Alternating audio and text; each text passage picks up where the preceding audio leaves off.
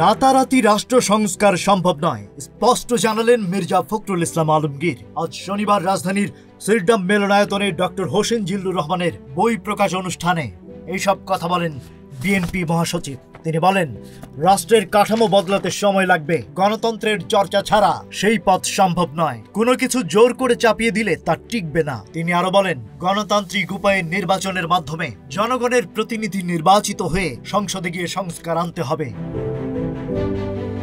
অর্থনীতি ও সমাজ ব্যবস্থার অবনতির দিকে ইঙ্গিত করে তিনি বলেন, সোশ্যাল মিডিয়ায় প্রতিদিন বিভ্রান্তি ছড়ানো হচ্ছে, এই সমাজকে গ্রাস করে ফেলছে মিথ্যা ও অপপ্রচার। পুলিশ প্রসঙ্গে তীব্র সমালোচনা করেন তিনি। পুলিশ নিজেদের দায় এড়াতে একবার বলে সেনাবাহিনীর কাছে যাও, আরেকবার বলে কোর্টে যাও। আসলে কোনো পরিবর্তন হয়নি, বরং তারা আরো বেপরোয়া হয়েছে।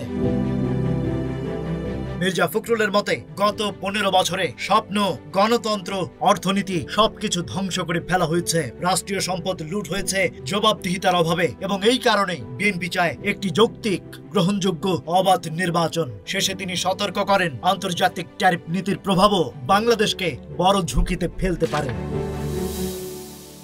Rajib Raihan, news flash 71।